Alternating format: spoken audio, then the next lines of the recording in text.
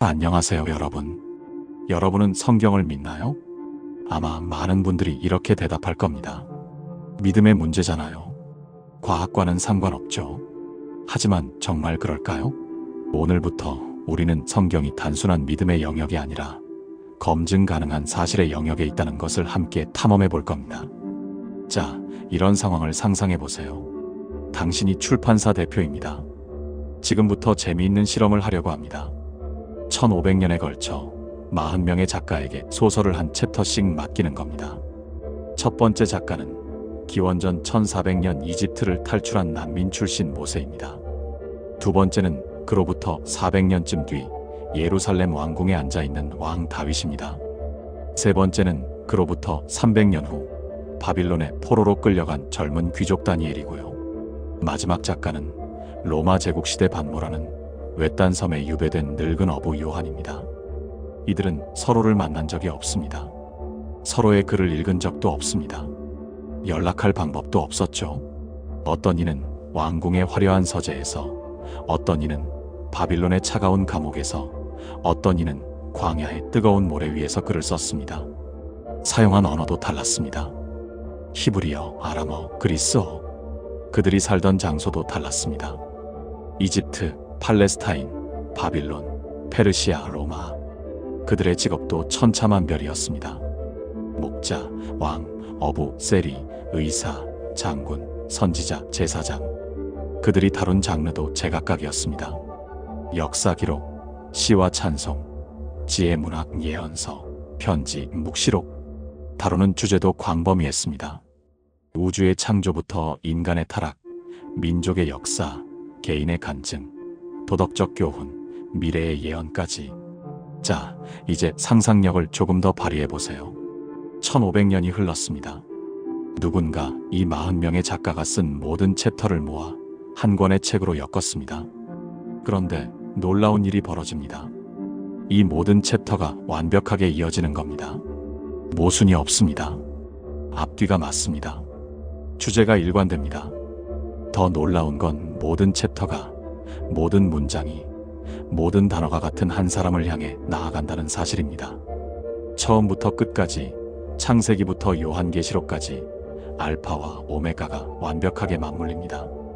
이것이 바로 성경입니다. 여러분, 이게 가능한 일일까요? 상식적으로 생각해 보세요. 통계학자라면 지금쯤 계산기를 꺼냈을 겁니다. 40명이 각자 독립적으로 작업하면서 하나의 완벽하게 일관된 이야기를 만들어낼 확률을 계산해야 하니까요. 그것도 1500년이라는 엄청난 시간 간격을 두고 말입니다. 계산기에 나올 숫자는 천문학적으로 낮을 겁니다. 거의 불가능에 가깝죠. 하지만 성경은 존재합니다. 그리고 그 안에는 하나의 일관된 메시지가 흐릅니다. 모세를 먼저 만나봅시다. 기원전 1400년경 그는 시나이 광야 어딘가에서 양피지에 글을 쓰고 있습니다. 토라, 즉 율법서를 기록하는 중입니다. 모세는 창세기를 쓰면서 한 가지 약속을 기록합니다. 창세기 3장 15절입니다. 하나님이 뱀에게 말씀하십니다. 내가 너로 여자와 원수가 되게 하고 내 후손도 여자의 후손과 원수가 되게 하리니 여자의 후손은 내 머리를 상하게 할 것이요 너는 그의 발꿈치를 상하게 할 것이니라. 여자의 후손이 뱀의 머리를 상하게 한다는 이 신비로운 약속. 모세는 이게 정확히 무슨 뜻인지 완전히 이해하지 못했을 겁니다. 그냥 하나님께서 주신 말씀을 충실히 기록했을 뿐입니다. 하지만 이 한 문장이 성경 전체를 관통하는 붉은 실의 시작점이 됩니다. 이제 시간을 400년 정도 앞으로 돌려봅시다. 예루살렘 왕궁입니다. 다윗이 앉아 있습니다. 한때 들판에서 양을 치던 목동 소년, 지금은 이스라엘의 왕입니다. 다윗은 시편을 쓰고 있습니다. 시편 22편을 보세요. 내 하나님이여, 내 하나님이여, 어찌 나를 버리셨나이까. 개들이 나를 에워쌌으며 악한 무리가 나를 둘러 내 손과 발을 찔렀나이다. 그들이 내 옷을 나누며 내 옷을 제비 뽑나이다. 다윗은 자신의 고통을 노래하고 있습니다. 하지만 이상합니다. 다윗은 실제로 손과 발이 찔린 적이 없습니다. 옷을 제비 뽑기 당한 적도 없습니다. 그럼 다윗은 누구에 대해 쓰고 있는 걸까요? 다윗 자신도 정확히 몰랐을 겁니다. 그는 성령의 감동으로 미래에 올 어떤 분의 고난을 기록하고 있었던 겁니다. 또 시편 16편도 보세요. 주께서 내 영혼을 수월에 버리지 아니하시며 주의 거룩한 자를 멸망시키지 않으실 것임이니이다. 다윗 자신은 죽어서 무덤에 묻혔습니다. 그럼 다윗은 누구를 노래한 걸까요? 죽었지만 무덤에 남지 않을 어떤 분을 말하고 있는 겁니다.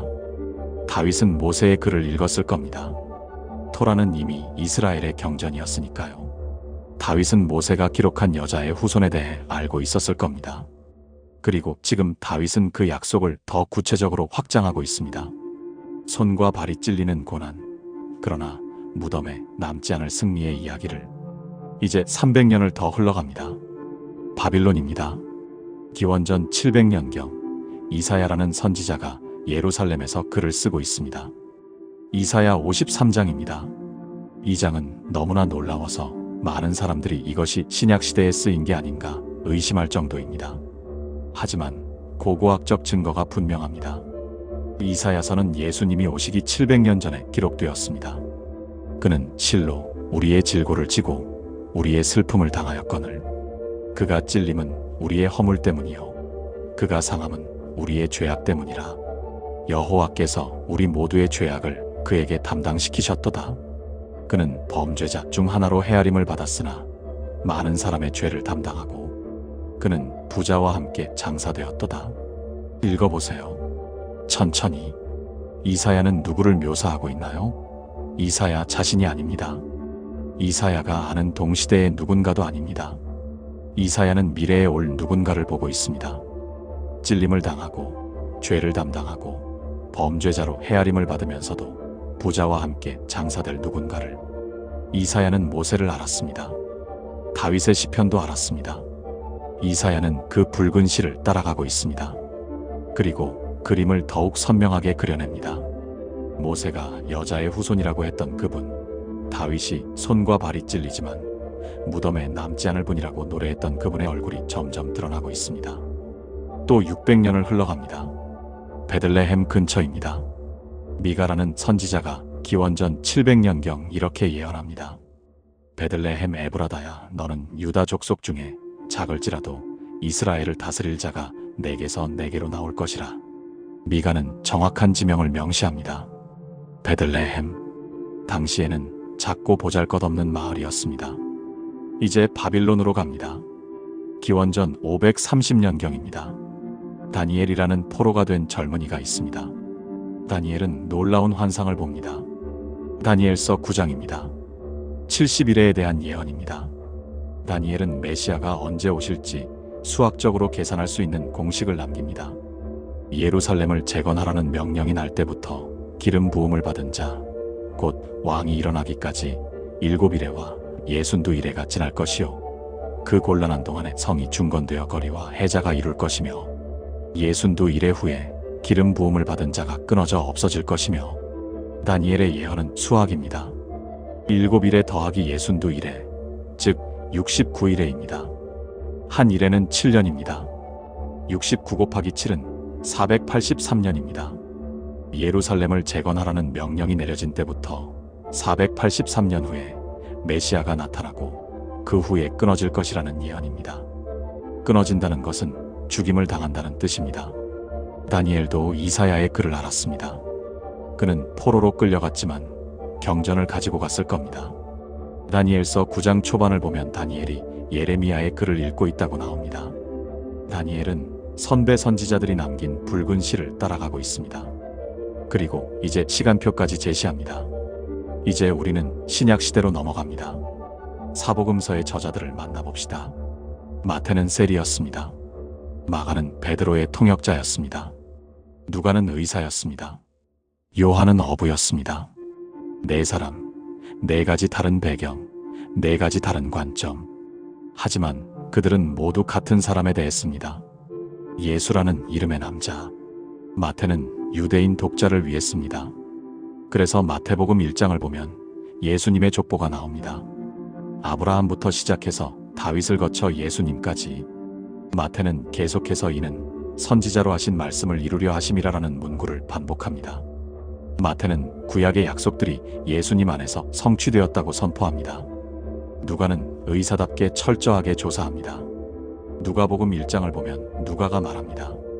내가 모든 일을 근원부터 자세히 미루어 살핀 후 그대로 차례대로 기록하였노니. 누가는 역사가처럼 정확하게 시대와 장소를 명시합니다.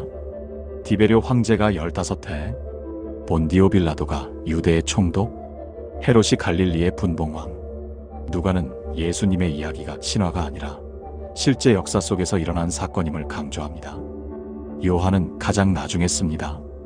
기원 후 90년경, 요한은 반모섬에 유배되어 있습니다. 늙은 어부는 이제 생의 마지막을 바라봅니다. 요한복음을 보면 요한은 신학적입니다. 태초에 말씀이 계시니라. 이 말씀이 하나님과 함께 계셨으니 이 말씀은 곧 하나님이시니라. 요한은 예수님이 누구신지 가장 명확하게 선포합니다. 하나님이 사람이 되신 분. 요한은 창세기 1장을 기억했습니다. 태초에 하나님이 천지를 창조하시니라. 요한은 자신의 복음서를 같은 단어로 시작합니다. 태초에. 요한은 말합니다. 예수님은 창조주이십니다. 태초부터 계셨던 분이십니다. 그분이 사람이 되어 우리 가운데 거하셨습니다. 그리고 요한은 요한계시록을 씁니다. 성경의 마지막 책입니다. 요한계시록 22장을 보세요. 내가 진실로 속히 오리라. 아멘. 주 예수여 오시옵소서. 성경은 이렇게 끝납니다. 오시겠다는 약속으로. 자, 이제 전체 그림을 보세요. 모세가 창세기 3장에서 시작한 이야기가 요한계시록 22장에서 완성됩니다. 1500년 40명의 저자, 세계 대륙, 세계 언어, 수십 가지 직업과 배경. 하지만 하나의 이야기입니다. 하나의 주인공입니다. 예수 그리스도입니다. 과학은 패턴을 찾습니다. 과학은 증거를 모읍니다. 과학은 독립적인 증인들의 일치된 증언을 신뢰할 만한 데이터로 봅니다. 만약 40명의 증인이 서로 모르는 사이인데 같은 사건을 일관되게 증언한다면 그것은 강력한 증거입니다. 성경은 바로 그런 증거입니다. 하지만 단순히 이야기가 일치한다고 과학적이라 할 수 있을까요? 더 구체적인 증거가 필요합니다. 검증 가능한 무언가가 필요합니다. 그래서 우리는 예언이라는 놀라운 영역으로 들어가야 합니다.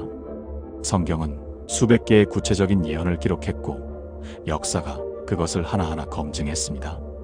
과학의 핵심은 무엇일까요? 관찰, 가설, 예측, 검증입니다. 과학자는 이론을 세우고 예측을 합니다. 그리고 시간이 지난 후 그 예측이 맞았는지 확인합니다. 만약 예측이 정확하다면 그 이론은 신뢰할 수 있는 것으로 받아들여집니다. 성경은 바로 이런 방식으로 자신을 증명합니다. 성경은 수백 개의 구체적인 예언을 기록했습니다. 그리고 시간이 흐른 후 우리는 그 예언들이 정확히 성취되었는지 확인할 수 있습니다. 이것은 믿음의 문제가 아닙니다. 역사적 사실의 문제입니다. 가장 놀라운 예언들부터 시작해 봅시다. 이사야 53장으로 돌아갑니다. 기원전 700년경에 기록된 이 장은 메시아의 고난을 너무나 생생하게 묘사해서 많은 사람들이 의심했습니다. 이게 정말 예수님이 오시기 전에 쓰인 게 맞나요? 혹시 누군가 예수님의 십자가 사건 이후에 이 글을 조작한 게 아닐까요? 1947년에 답이 나왔습니다. 사해 근처 쿰란 동굴에서 목동 소년이 우연히 항아리를 발견했습니다. 그 안에는 2000년 전의 두루마리들이 보존되어 있었습니다. 사해 4번입니다. 그 중에는 이사야서 전체가 포함되어 있었습니다. 탄소 연대 측정 결과 기원전 200년경에 기록된 것으로 확인되었습니다. 예수님이 오시기 200년 전입니다. 그리고 놀라운 발견이 있었습니다. 사해 4번의 이사야 53장과 현대 성경의 이사야 53장이 거의 완벽하게 일치했습니다. 단어 하나하나가 같았습니다. 이것은 무엇을 의미할까요? 이사야 53장은 조작이 아니라는 겁니다. 예수님이 오시기 700년 전에 정말로 기록되었다는 겁니다. 그럼 이사야 53장이 무엇을 예언했는지 하나하나 확인해 봅시다. 그는 멸시를 받아 사람들에게 버림받았으며 간고를 많이 겪었으며 질고를 아는 자라. 예수님은 자기 고향 나사렛에서 배척당했습니다. 종교 지도자들에게 멸시받았습니다. 제자들조차 예수님을 버리고 도망갔습니다. 그가 찔림은 우리의 허물 때문이요, 그가 상함은 우리의 죄악 때문이라. 예수님은 십자가에 못 박히셨습니다. 손과 발이 찔렸습니다. 옆구리가 창에 찔렸습니다. 이사야는 700년 전에 십자가 처형을 묘사했습니다. 놀라운 점은 이사야가 살던 시대에는 십자가 처형이라는 형벌이 존재하지도 않았다는 겁니다. 십자가 처형은 로마가 나중에 발명한 형벌입니다. 그가 곤욕을 당하여 괴로울 때에도 그의 입을 열지 아니하였으며 마치 도수장으로 끌려가는 어린 양과 털 깎는 자 앞에서 잠잠한 양같이 그의 입을 열지 아니하였도다. 빌라도 앞에 선 예수님을 기억하세요. 빌라도가 물었지만 예수님은 대답하지 않으셨습니다. 복음서는 기록합니다. 빌라도가 놀랍게 여겼더라. 그는 산 자의 땅에서 끊어짐은 마땅히 형벌받을 내 백성의 허물 때문이었도다. 예수님은 죽으셨습니다. 십자가에서 그는 부자와 함께 장사되었도다. 예수님은 어디에 묻히셨나요? 아리마대 요셉의 무덤입니다. 요셉은 부자였습니다. 예수님은 가난한 목수의 아들이었습니다. 일반적으로라면 죄수로 처형된 사람은 공동묘지에 버려졌을 겁니다.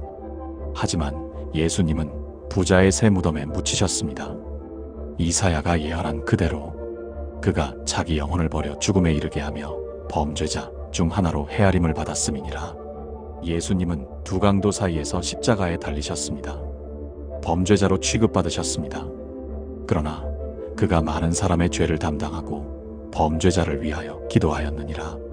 예수님은 십자가에서 무슨 말씀을 하셨나요? 아버지, 저들을 사하여 주옵소서, 자기들이 하는 것을 알지 못함이니이다. 자신을 죽이는 사람들을 위해 기도하셨습니다. 한 가지 정확합니다. 700년 전의 예언이 예수님의 삶에서 문자 그대로 성취되었습니다. 이제 시편 22편을 봅시다. 다윗이 기원전 1000년경에 쓴 시입니다. 예수님보다 1000년 전입니다. 내 하나님이여, 내 하나님이여, 어찌 나를 버리셨나이까. 예수님은 십자가에서 정확히 이 말씀을 외치셨습니다. 마태복음 27장입니다. 나의 하나님, 나의 하나님, 어찌하여 나를 버리셨나이까. 개들이 나를 에워쌌으며 악한 무리가 나를 둘러 내 손과 발을 찔렀나이다. 1000년 후 예수님의 손과 발에 못이 박혔습니다. 내가 내 모든 뼈를 셀 수 있나이다. 그들이 나를 주목하여 보고. 십자가에 달린 사람은 탈수와 근육 경련으로 뼈가 드러납니다. 사람들은 십자가 아래서 쳐다봤습니다. 그들이 내 옷을 나누며 내 옷을 제비 뽑나이다. 요한복음 19장을 보세요. 군인들이 예수님의 옷을 4조각으로 나눴습니다. 그리고 속옷은 제비를 뽑았습니다. 왜냐하면 속옷은 통째로 짠 것이어서 찢으면 가치가 없었기 때문입니다. 다윗이 1000년 전에 본 그대로입니다. 그러나 그의 뼈는 하나도 꺾이지 아니하였도다. 시편 34편 20절입니다. 십자가에 달린 죄수들은 다리가 부러뜨려져서 빨리 죽게 했습니다. 하지만 요한복음 19장을 보면 군인들이 예수님의 다리는 꺾지 않았다고 기록합니다. 이미 죽으셨기 때문입니다. 이제 다니엘서 9장으로 갑니다. 이 예언은 수학적입니다. 검증하기 쉽습니다. 다니엘은 말합니다. 예루살렘을 재건하라는 명령이 내려진 때부터 69일에, 즉 483년 후에 메시아가 나타나고 끊어질 것이라고. 끊어진다는 것은 죽임을 당한다는 뜻입니다. 역사 기록을 확인해 봅시다. 느헤미야 2장을 보면 페르시아 왕 아닥사스다가 예루살렘 성을 재건하라는 명령을 내린 날짜가 나옵니다. 아닥사스다 왕 20년 니산월입니다. 역사가들이 계산한 결과 이 날짜는 기원전 445년 3월 14일입니다. 이제 계산해 봅시다. 69일에는 483년입니다. 하지만 성경에서 사용하는 1년은 360일입니다. 유대력과 고대 근동의 달력은 1년을 360일로 계산했습니다. 483년 곱하기 360일은 17만 3880일입니다. 기원전 445년 3월 14일부터 17만 3880일을 계산하면 언제가 될까요? 정확히 서기 32년 4월 6일입니다. 그날이 무슨 날인지 아시나요? 예수님이 예루살렘에 입성하신 날입니다. 종려주일입니다. 그리고 그 주간에 예수님은 십자가에서 끊어지셨습니다. 수학은 거짓말을 하지 않습니다. 다니엘이 기원전 530년경에 예언한 날짜가 정확히 맞아떨어졌습니다. 스탠퍼드 대학의 수학 교수였던 피터 스토너는 이런 계산을 해봤습니다. 구약에 나오는 메시아에 관한 예언 중 48개만 골라서 이 48개 예언이 모두 한 사람에게 우연히 성취될 확률을 계산했습니다. 결과는 놀라웠습니다. 10의 157승분의 1입니다. 이 숫자가 얼마나 큰지 이해하기 어려우실 겁니다. 비유를 들어봅시다. 전자 하나를 가져다가 표시를 합니다. 그리고 그 전자를 우주 어딘가에 숨깁니다. 우주 전체를 전자로 가득 채웁니다. 관측 가능한 우주 전체에 전자가 빽빽하게 들어차 있습니다. 이제 눈을 가리고 우주 어딘가에서 전자 하나를 찝습니다. 그게 표시된 전자일 확률이 10의 157승분의 1입니다. 불가능한 확률입니다. 하지만 일어났습니다. 미가 5장 2절을 봅시다. 베들레헴 에브라다야, 너는 유다 족속 중에 작을지라도 이스라엘을 다스릴 자가 내게서 내게로 나올 것이라. 미가는 기원전 700년경에 이것을 기록했습니다. 정확한 지명입니다. 베들레헴. 당시 베들레헴은 작고 보잘것없는 마을이었습니다. 이스라엘에는 수백 개의 마을이 있었습니다. 미가가 어떻게 700년 후에 메시아가 태어날 장소를 정확히 알았을까요? 누가복음 2장을 보세요. 마리아와 요셉은 나사렛에 살고 있었습니다. 나사렛에서 베들레헴까지는 약 150km입니다. 만삭의 임산부가 걸어가기에는 너무 먼 거리입니다. 그런데 로마 황제 아구스토가 호적 등록 명령을 내렸습니다. 모든 사람은 자기 고향으로 가서 등록해야 했습니다. 요셉의 고향이 어디였나요? 베들레헴입니다.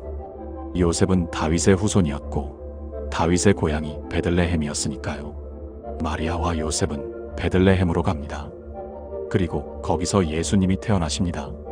미가의 예언대로입니다. 여기서 생각해 봅시다. 예수님이 자신이 메시아인 것처럼 꾸민 사기꾼이라고 가정해 봅시다. 예수님이 의도적으로 예언들을 성취한 것처럼 보이게 만들었다고 가정해 봅시다. 하지만 예수님은 자신이 어디서 태어날지 선택할 수 없었습니다. 예수님은 로마 황제의 명령을 조종할 수 없었습니다. 이것은 예수님의 통제 밖입니다. 스가랴 9장 9절을 봅시다. 시온에 따라 크게 기뻐할지어다, 예루살렘에 따라 즐거이 부를지어다. 보라, 내 왕이 내게 임하시나니 그는 공의로우시며 구원을 베푸시며 겸손하여서 나귀를 타시나니 나귀의 작은 것 곧 나귀 새끼니라. 스가랴는 기원전 520년경에 이것을 기록했습니다. 마태복음 21장입니다. 예수님은 예루살렘에 입성하실 때 나귀 새끼를 타고 오셨습니다. 왕들은 보통 말을 타고 들어옵니다. 전쟁말을 타고 위풍당당하게 입성합니다. 하지만 예수님은 나귀를 타셨습니다. 겸손의 상징입니다. 평화의 상징입니다. 스가랴 11장 12절입니다. 내가 그들에게 이르되 너희가 좋게 여기거든 내 품삯을 내게 주고 그렇지 아니하거든 그만두라. 그들이 곧 은 30개를 달아서 내 품삯을 삼은지라. 은 30개, 노예 한 명의 값입니다. 마태복음 26장입니다. 유다가 예수님을 팔았습니다. 얼마를 받았나요? 은 30개입니다. 스가랴 11장 13절은 계속됩니다. 여호와께서 내게 이르시되 그들이 나를 헤아린 바 그 삭슬 토기장이에게 던지라. 은 30개가 토기장이에게 던져질 것이라는 예언입니다. 마태복음 27장을 보세요. 유다는 후회했습니다. 은 30개를 성전에 던졌습니다. 제사장들은 그 돈을 토기장이의 밭을 사는 데 썼습니다. 스가랴가 520년 전에 본 그대로입니다. 시편 16편 10절입니다. 주께서 내 영혼을 수월에 버리지 아니하시며 주의 거룩한 자를 멸망시키지 않으실 것임이니이다. 다윗은 죽어서 무덤에 묻혔습니다. 그럼 다윗은 누구에 대해 말하고 있을까요? 사도행전 2장에서 베드로가 설교합니다. 다윗은 죽어 장사되어 그 묘가 오늘까지 우리 중에 있도다. 그는 선지자라 하나님이 이미 맹세하사 그 자손 중에서 한 사람을 그 왕위에 앉게 하리라 하심을 알고 미리 보는 고로 그리스도의 부활을 말하되 그가 음부에 버림받지 아니하고 그의 육신이 썩음을 당하지 아니하시리라 하더니 이 예수를 하나님이 살리신지라. 다윗은 부활을 예언했습니다. 1000년 후 예수님은 무덤에서 일어나셨습니다. 사흘 만에 썩지 않았습니다. 여기 흥미로운 점이 있습니다. 유대인들은 시체가 사흘이 지나면 부패가 시작된다고 믿었습니다. 그래서 장례 후 사흘까지는 무덤을 확인하러 갔습니다. 혹시 잘못 묻은 건 아닌지. 하지만 사흘이 지나면 확실히 죽은 것으로 간주했습니다. 예수님은 정확히 사흘 만에 부활하셨습니다. 썩기 시작하기 전에 요나서를 봅시다. 요나는 물고기 뱃속에 사흘 밤낮을 있었습니다. 예수님은 마태복음 12장에서 말씀하십니다. 요나가 밤낮 사흘 동안 큰 물고기 뱃속에 있었던 것 같이 인자도 밤낮 사흘 동안 땅 속에 있으리라. 예수님 자신이 요나를 자신의 예표로 해석하십니다. 이삭을 기억하세요. 아브라함이 이삭을 모리아산에서 번제로 드리려 했습니다. 창세기 22장입니다. 아브라함이 칼을 들었을 때 천사가 막았습니다. 하나님이 수양을 준비하셨습니다. 이삭은 살았습니다. 사흘 후에 집으로 돌아갔습니다. 히브리서 11장 19절은 이렇게 해석합니다. 그가 하나님이 능히 이삭을 죽은 자 가운데서 다시 살리실 줄로 생각한지라. 비유컨대 그를 죽은 자 가운데서 도로받은 것이니라. 이삭의 이야기는 부활의 예표였습니다. 그리고 흥미롭게도 아브라함이 이삭을 드리려 한 곳이 어디였나요? 모리아산입니다. 역대하 3장 1절을 보면 솔로몬이 성전을 지은 곳이 모리아산이라고 나옵니다. 예루살렘입니다. 전통적으로 골고다 언덕은 모리아산 근처에 있었습니다. 아브라함이 이삭을 제물로 드리려 한 바로 그 지역에서 2000년 후 하나님이 자신의 아들을 제물로 드리셨습니다. 출애굽기 12장입니다. 6월절입니다. 하나님이 이스라엘 백성에게 명령하십니다. 어린 양을 잡으라. 그 피를 문설주에 바르라. 그러면 죽음의 천사가 넘어갈 것이다. 어린 양의 피가 보호한다. 하지만 조건이 있었습니다. 출애굽기 12장 46절입니다. 한 집에서 먹되 그 고기를 조금도 집 밖으로 내지 말고 뼈도 꺾지 말지며 6월절 어린 양의 뼈를 꺾어서는 안 됩니다. 요한복음 19장입니다. 군인들이 와서 십자가에 달린 사람들의 다리를 꺾으려 했습니다. 빨리 죽게 하려고. 하지만 예수님은 이미 죽으셨습니다. 그래서 다리를 꺾지 않았습니다. 요한은 기록합니다.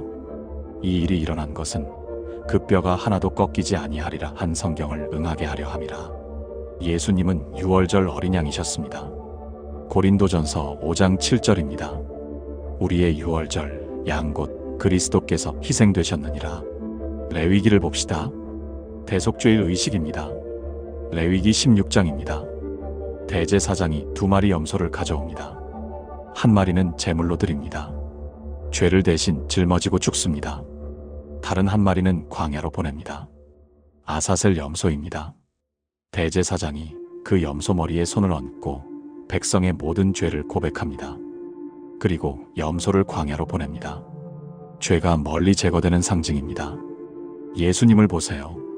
예수님은 제물이 되셨습니다. 십자가에서 죽으셨습니다. 동시에 예수님은 우리의 죄를 지고 가셨습니다. 죄를 멀리 옮기셨습니다. 시편 103편 12절입니다. 동이 서에서 먼 것 같이 우리의 죄과를 우리에게서 멀리 옮기셨으며 창세기 22장으로 돌아갑니다. 아브라함과 이삭이 모리아산으로 올라갑니다. 이삭이 묻습니다. 아버지여 불과 나무는 있거니와 번제할 어린 양은 어디 있나이까? 아브라함이 대답합니다. 아들아 번제할 어린 양은 하나님이 자기를 위하여 친히 준비하시리라. 이 대답은 예언이었습니다. 2000년 후 하나님이 친히 준비하신 어린 양이 바로 그 지역에서 제물이 되셨습니다. 요한복음 1장 29절입니다. 세례 요한이 예수님을 보고 외칩니다. 보라, 세상 죄를 지고 가는 하나님의 어린 양이로다. 민수기 21장입니다. 이스라엘 백성이 광야에서 불평합니다. 하나님이 불뱀들을 보내십니다. 사람들이 물려 죽습니다. 백성이 회개합니다. 하나님이 모세에게 명령하십니다. 불뱀을 만들어 장대 위에 매달아라. 물린 자마다 그것을 쳐다보면 살리라. 모세가 청동으로 뱀을 만들어 장대 위에 듭니다. 뱀에 물린 사람들이 그 청동뱀을 쳐다봅니다. 그러면 삽니다. 요한복음 3장입니다. 예수님이 니고데모에게 말씀하십니다. 모세가 광야에서 뱀을 든 것 같이 인자도 들려야 하리니 이는 그를 믿는 자마다 영생을 얻게 하려 하심이니라. 하나님이 세상을 이처럼 사랑하사 독생자를 주셨으니 이는 그를 믿는 자마다 멸망하지 않고 영생을 얻게 하려 하심이니라. 예수님은 장대 위에 들려야 한다고 말씀하십니다. 십자가를 가리키십니다. 청동뱀을 쳐다본 사람들이 육체적으로 살았듯이 십자가에 예수님을 믿는 사람들은 영적으로 삽니다. 성막을 봅시다. 출애굽기 25장부터 나옵니다. 하나님이 모세에게 성막을 만들라고 명령하십니다. 성막은 하나님의 임재가 거하는 곳입니다. 성막의 구조 하나하나가 의미가 있습니다. 성막에 들어가려면 먼저 번제단을 지나야 합니다. 제물이 드려지는 곳입니다. 피가 흐르는 곳입니다. 죄의 대가가 지불되는 곳입니다. 예수님은 십자가에서 제물이 되셨습니다. 번제단을 지나면 물두멍이 있습니다. 제사장들이 손과 발을 씻는 곳입니다. 정결케 되는 곳입니다. 예수님은 말씀하십니다. 내가 너를 씻어주지 아니하면 내가 나와 상관이 없느니라. 우리는 예수님의 피로 씻김을 받습니다. 성소에 들어갑니다. 왼쪽에 떡상이 있습니다. 12개의 떡이 놓여 있습니다. 생명의 양식입니다. 예수님은 말씀하십니다. 나는 생명의 떡이니 내게 오는 자는 결코 줄이지 아니할 터이요. 오른쪽에 등대가 있습니다. 7가지 등불입니다. 빛을 비춥니다. 예수님은 말씀하십니다. 나는 세상의 빛이니 나를 따르는 자는 어둠에 다니지 아니하고 생명의 빛을 얻으리라. 앞쪽에 분향단이 있습니다. 향이 피어오릅니다. 기도의 상징입니다. 예수님은 지금도 우리를 위해 중보기도 하십니다. 히브리서 7장 25절입니다. 그러므로 자기를 힘입어 하나님께 나아가는 자들을 온전히 구원하실 수 있으니 이는 그가 항상 살아계셔서 그들을 위하여 간구하심이라. 분향단 뒤에 휘장이 있습니다. 두꺼운 휘장이 지성소를 가립니다.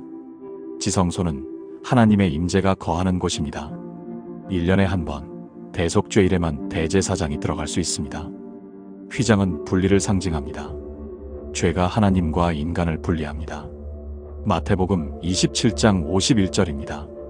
예수님이 십자가에서 죽으시는 순간 무슨 일이 일어났나요? 이에 성소 휘장이 위로부터 아래까지 찢어져 둘이 되고 휘장이 찢어졌습니다. 위에서부터 아래로. 인간이 찢은 게 아닙니다. 하나님이 찢으셨습니다. 이제 길이 열렸습니다. 하나님께 나아가는 길이 열렸습니다. 히브리서 10장 19절부터 20절입니다. 그러므로 형제들아 우리가 예수의 피를 힘입어 성소에 들어갈 담력을 얻었나니 그 길은 우리를 위하여 휘장 가운데로 열어놓으신 새로운 살 길이요 휘장은 곧 그의 육체니라. 구약의 모든 것이 예수님을 가리킵니다. 모든 제사, 모든 예식, 모든 절기, 모든 구조물이 그림자입니다. 예수님은 실체이십니다. 이것은 우연이 아닙니다. 누군가 의도적으로 설계한 겁니다. 1500년에 걸쳐 40명의 저자를 통해 하나의 큰 그림을 그려낸 겁니다. 그리고 그 그림의 중심에 예수 그리스도가 계십니다. 예언의 성취는 믿음의 문제가 아닙니다. 역사적 사실입니다. 검증 가능한 데이터입니다. 과학은 예측과 검증을 통해 진리를 확인합니다. 성경은 수백 개의 예측을 남겼고 역사가 그것을 검증했습니다. 하지만 혹시 이렇게 생각할 수도 있습니다. 예수님이 의도적으로 예언을 성취한 것처럼 보이게 만든 건 아닐까요? 그래서 우리는 예수님이 통제할 수 없었던 예언들을 봐야 합니다. 출생지, 출생시기, 십자가 처형 방식, 뼈가 꺾이지 않은 것, 옷을 제비 뽑은 것, 부자의 무덤에 묻힌 것. 이 모든 것은 예수님 자신이 조종할 수 없는 일들입니다. 그리고 이제 우리는 더 깊이 들어가야 합니다. 예수님의 삶 자체가 어떻게 구약의 모든 조각을 완성했는지 봐야 합니다. 그분은 단순히 예언을 성취한 게 아닙니다. 그분은 모든 이야기의 완성이셨습니다. 구약을 읽다 보면 이상한 느낌이 듭니다. 뭔가 미완성인 것 같은 느낌. 질문은 많은데 답은 불완전합니다. 약속은 많은데 성취는 부분적입니다. 그림자는 보이는데 실체는 보이지 않습니다. 그런데 신약을 펼치는 순간 모든 것이 선명해집니다. 아, 이래서 그랬구나. 이것을 위해서였구나. 모든 퍼즐 조각이 맞춰집니다. 모든 질문에 답이 나옵니다. 모든 약속이 성취됩니다. 예수님은 말씀하십니다. 요한복음 5장 39절입니다. 너희가 성경에서 영생을 얻는 줄 생각하고 성경을 연구하거니와 이 성경이 곧 내게 대하여 증언하는 것이니라. 구약 전체가 예수님에 대한 증언이라는 겁니다. 부활하신 후 예수님은 엠마오로 가는 제자들을 만나십니다. 누가복음 24장 27절입니다. 이에 모세와 모든 선지자의 글로 시작하여 모든 성경에 쓴 바 자기에 관한 것을 자세히 설명하시니라. 예수님 자신이 구약 전체를 해석하십니다. 모든 것이 자신을 가리킨다고. 이제 그 여정을 함께 가봅시다. 창세기부터 말라기까지 어떻게 모든 것이 예수님을 향해 나아가는지 봅시다. 창세기 1장입니다. 태초에 하나님이 천지를 창조하시니라. 하나님이 말씀하십니다. 빛이 있으라. 그러자 빛이 생겼습니다. 말씀으로 창조하십니다. 요한복음 1장입니다. 태초에 말씀이 계시니라. 이 말씀이 하나님과 함께 계셨으니 이 말씀은 곧 하나님이시니라. 그가 태초에 하나님과 함께 계셨고 만물이 그로 말미암아 지은 바 되었으니 지은 것이 하나도 그가 없이는 된 것이 없느니라. 예수님은 창조주이십니다. 태초부터 계셨던 말씀이십니다. 골로새서 1장 16절입니다. 만물이 그에게서 창조되되 하늘과 땅에서 보이는 것들과 보이지 않는 것들과 혹은 왕권들이나 주권들이나 통치자들이나 권세들이나 만물이 다 그로 말미암고 그를 위하여 창조되었고. 예수님은 만물의 창조자이시며 만물의 목적이십니다. 창세기 2장입니다. 하나님이 아담을 만드십니다. 흙으로 사람을 빚으시고 생기를 불어넣으십니다. 아담은 완벽했습니다. 죄가 없었습니다. 하나님과 교제했습니다. 아담은 첫 번째 인간이었습니다. 창세기 3장입니다. 아담이 실패합니다. 선악과를 먹습니다. 불순종합니다. 죄가 세상에 들어옵니다. 죽음이 들어옵니다. 저주가 시작됩니다. 로마서 5장입니다. 바울이 설명합니다. 한 사람으로 말미암아 죄가 세상에 들어오고 죄로 말미암아 사망이 들어왔나니 그러나 이 은사는 그 범죄와 같지 아니하니 곧 한 사람의 범죄로 많은 사람이 죽었은즉 더욱 하나님의 은혜와 또한 한 사람 예수 그리스도의 은혜로 말미암은 선물은 많은 사람에게 넘쳤느니라. 예수님은 마지막 아담이십니다.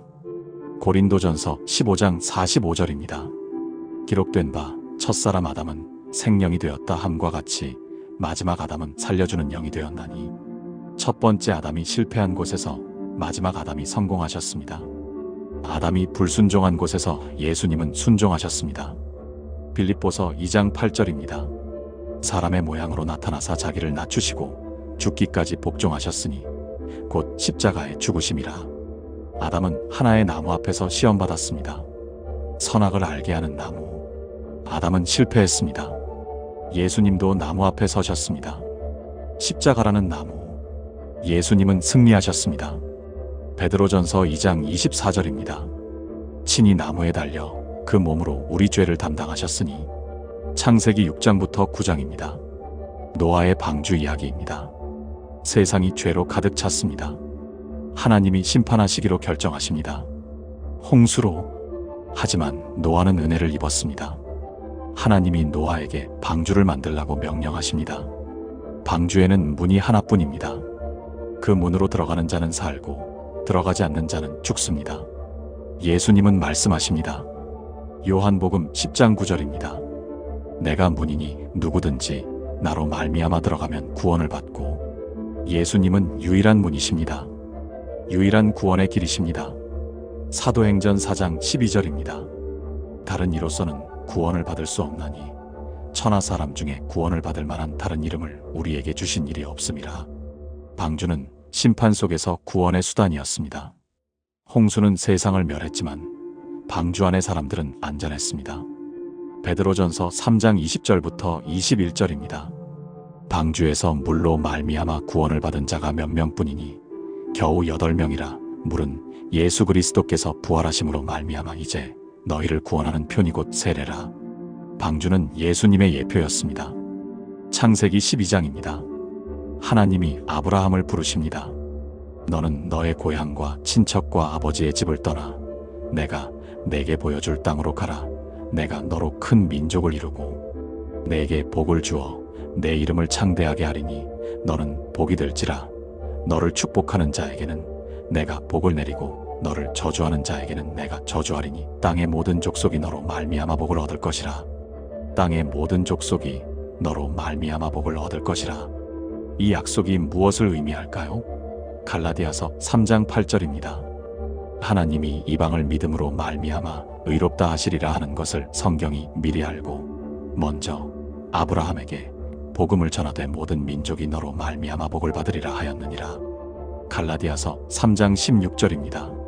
이 약속들은 아브라함과 그 자손에게 말씀하신 것인데 여럿을 가리켜 그 자손들이라 하지 아니하시고 오직 한 사람을 가리켜 내 자손이라 하셨으니 곧 그리스도라. 예수님은 아브라함의 자손이십니다. 그 약속된 자손이십니다. 예수님을 통해 모든 민족이 복을 받습니다. 창세기 22장입니다. 하나님이 아브라함을 시험하십니다. 내 아들 내 사랑하는 독자 이삭을 데리고 모리아 땅으로 가서 내가 내게 일러준 한 산 거기서 그를 번제로 드리라. 아브라함은 순종합니다. 사흘을 걸어 모리아산에 도착합니다. 이삭이 묻습니다. 아버지여 불과 나무는 있거니와 번제할 어린 양은 어디 있나이까? 얼마나 가슴 아픈 질문입니까? 아브라함이 대답합니다. 아들아 번제할 어린 양은 하나님이 자기를 위하여 친히 준비하시리라. 아브라함이 이삭을 제단에 묵습니다. 칼을 듭니다. 바로 그 순간 천사가 외칩니다. 그 아이에게 내 손을 대지 말라. 그에게 아무 일도 하지 말라. 내가 내 아들 내 독자까지도 내게 아끼지 아니하였으니 내가 이제야 내가 하나님을 경외하는 줄 아노라. 아브라함이 고개를 들어보니 수풀에 뿔이 걸린 순양이 있습니다. 하나님이 준비하신 대체 제물입니다. 이삭 대신 순양이 제물이 됩니다. 이 이야기의 모든 세부 사항이 예수님을 가리킵니다. 아버지가 아들을 드립니다. 사랑하는 독자를. 사흘 후입니다. 모리아산에서입니다. 나무 위에서입니다. 이삭은 나무를 지고 갔습니다. 예수님은 십자가를 지고 가셨습니다. 하지만 중요한 차이가 있습니다. 이삭은 살았습니다. 대체 제물이 있었으니까요. 하지만 예수님은 죽으셨습니다. 예수님 자신이 대체 제물이셨으니까요. 요한복음 3장 16절입니다. 하나님이 세상을 이처럼 사랑하사 독생자를 주셨으니 아브라함이 이삭을 아끼지 않았듯이 하나님은 예수님을 아끼지 않으셨습니다. 로마서 8장 32절입니다. 자기 아들을 아끼지 아니하시고 우리 모두를 위하여 내주시니. 창세기 37장부터 50장입니다. 요셉의 이야기입니다. 요셉은 아버지 야곱이 사랑하는 아들입니다. 형들이 요셉을 시기합니다. 요셉을 죽이려 합니다. 하지만 대신 구덩이에 던지고 노예로 팝니다. 은 20개. 요셉은 애굽으로 끌려갑니다. 애굽에서 요셉은 고난을 당합니다. 억울하게 감옥에 갇힙니다. 하지만 하나님이 함께 하십니다. 결국 요셉은 애굽의 총리가 됩니다. 바로 다음의 권력자가 됩니다. 요셉은 기근을 대비해 곡식을 저장합니다. 기근이 옵니다. 요셉의 형들이 애굽의 양식을 사러 옵니다. 요셉을 알아보지 못합니다. 요셉이 자신을 밝힙니다. 형들은 두려워합니다. 복수할까봐. 하지만 요셉이 말합니다. 창세기 50장 20절입니다. 당신들은 나를 해하려 하였으나 하나님은 그것을 선으로 바꾸사 오늘과 같이 많은 백성의 생명을 구원하게 하시려 하셨나니. 요셉은 자기를 죽이려 한 형들을 용서하고 그들의 생명을 구원합니다. 요셉은 예수님의 예표입니다. 아버지가 사랑하는 아들, 형제들에게 배척당함, 은혜 팔림, 이방 땅으로 끌려감, 고난당함, 하지만 높아짐, 생명의 양식을 공급함, 자기를 배척한 자들을 용서하고 구원함, 사도행전 7장에서 스데반이 순교 직전에 설교합니다. 요셉의 이야기를 이야기하면서 이렇게 말합니다. 족장들이 요셉을 시기하여 애굽에 팔았더니 하나님이 그와 함께 계셔. 그러나 이스라엘 자손들은 우리 조상들이 듣기를 원하지 아니하고 거절하며 하나님이 보내신 이 모세를 그들이 거절하여 우리 조상들이 복종하지 아니하고 거절하며 너희가 지금 배반하는 자요 살인하는 자가 되나니. 스데반은 요셉과 모세의 거절이 예수님의 거절을 예표한다고 설교합니다. 출애굽기 12장입니다. 6월절입니다. 이미 앞에서 다뤘지만 다시 한번 봅시다. 하나님이 명령하십니다. 각 가족대로 어린 양을 잡아라. 그 피를 문 좌우 설주와 인방에 바르라. 내가 애굽 땅을 칠 때에 그 피가 너희가 사는 집의 표가 되어 내가 그 피를 볼 때에 너희를 넘어가리니 재앙이 너희에게 내려 멸하지 아니하리라. 어린 양의 피가 보호합니다. 어린 양의 피가 죽음을 막습니다. 조건이 있었습니다. 흠없는 어린 양이어야 합니다. 1년 된 수컷이어야 합니다. 뼈가 꺾여서는 안 됩니다. 그 고기를 다 먹어야 합니다. 예수님을 보세요. 흠이 없으십니다. 베드로전서 1장 19절입니다. 오직 흠없고 점없는 어린 양 같은 그리스도의 보배로운 피로 예수님의 뼈는 꺾이지 않았습니다. 요한복음 19장에서 이미 봤습니다. 예수님의 살과 피를 먹어야 합니다. 요한복음 6장 53절입니다. 내가 진실로 진실로 너희에게 이르노니 인자의 살을 먹지 아니하고 인자의 피를 마시지 아니하면 너희 속에 생명이 없느니라. 고린도전서 5장 7절입니다. 우리의 유월절 양 곧 그리스도께서 희생되셨느니라. 예수님은 유월절 어린 양이십니다. 출애굽기 14장입니다. 홍해가 갈라집니다. 이스라엘 백성이 마른 땅으로 건너갑니다. 바다가 양쪽으로 벽처럼 섰습니다. 죽음의 위협 속에서 살아나는 길이 열렸습니다. 애굽 군대는 그 바다에 삼켜져 죽습니다. 고린도전서 10장 1절부터 2절입니다.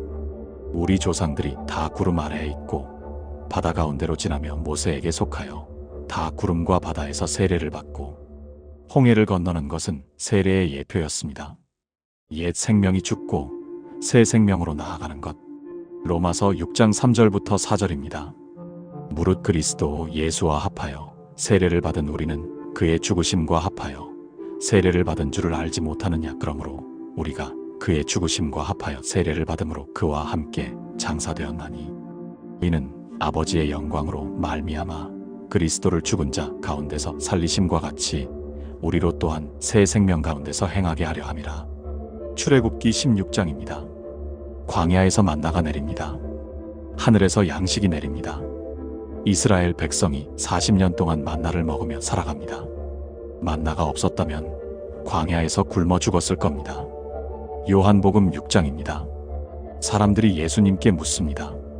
우리 조상들은 광야에서 만나를 먹었나이다. 기록된 바 하늘에서 그들에게 떡을 주어 먹게 하였다 함과 같으니이다. 예수님이 대답하십니다.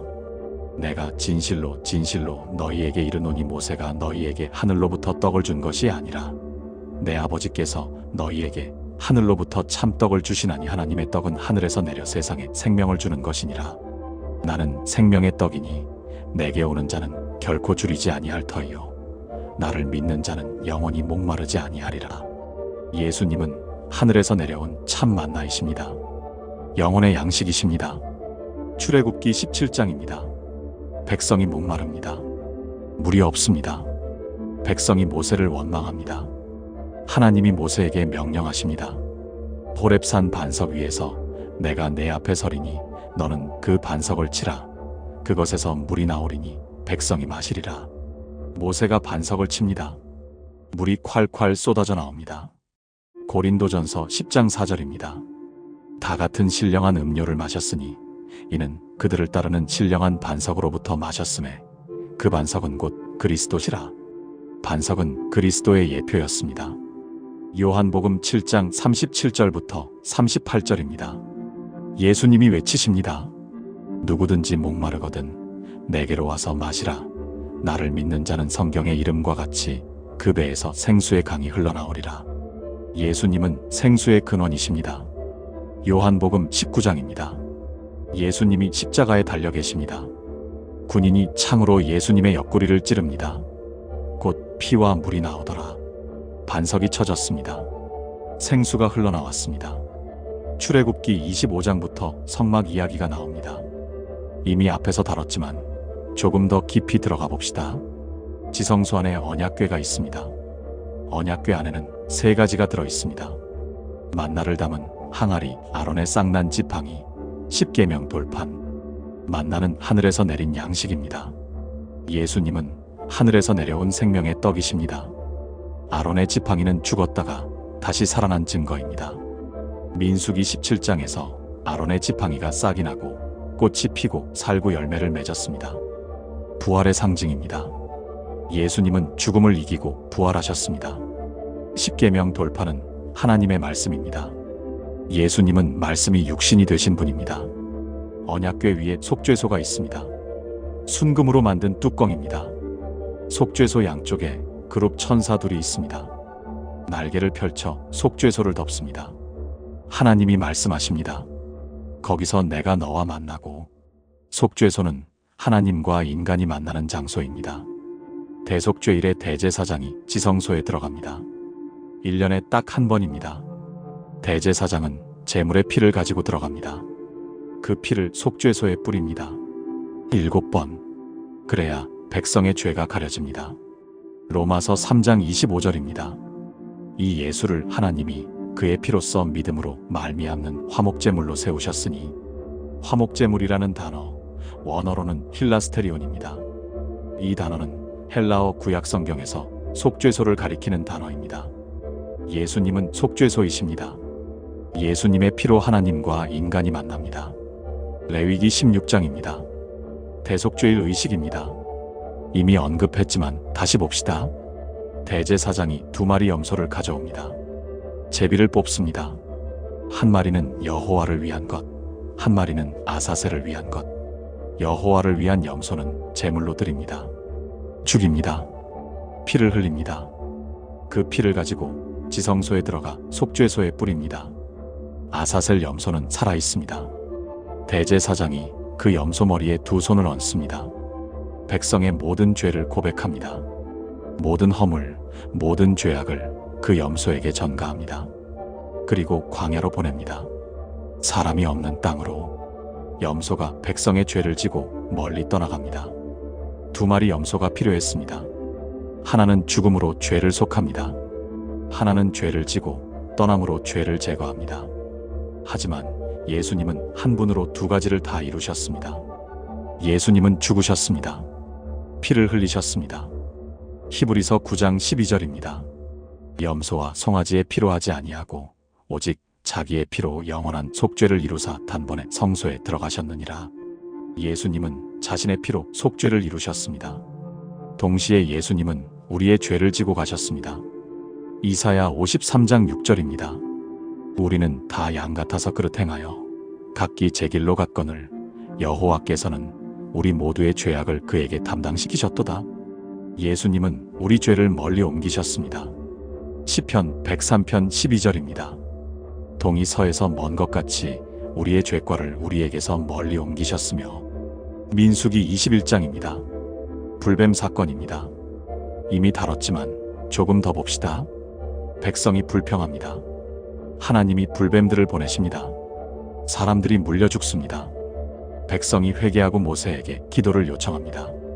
하나님이 해결책을 주십니다. 불뱀을 만들어 장대 위에 매달아라. 물린 자마다 그것을 쳐다보면 살리라. 이상한 해결책입니다. 뱀에 물렸는데 뱀을 쳐다보면 산다고? 하지만 하나님의 방법입니다. 모세가 청동으로 뱀을 만듭니다. 장대 위에 듭니다. 뱀에 물린 사람이 그 청동뱀을 쳐다봅니다. 그러면 삽니다. 믿기 어렵지만 효과가 있습니다. 쳐다보기만 하면 됩니다. 요한복음 3장 14절부터 15절입니다. 예수님이 니고데모에게 말씀하십니다. 모세가 광야에서 뱀을 든 것 같이 인자도 들려야 하리니 이는 그를 믿는 자마다 영생을 얻게 하려 하심이니라. 예수님은 십자가에 들려야 한다고 말씀하십니다. 죄의 저주를 받아야 한다고 말씀하십니다. 갈라디아서 3장 13절입니다.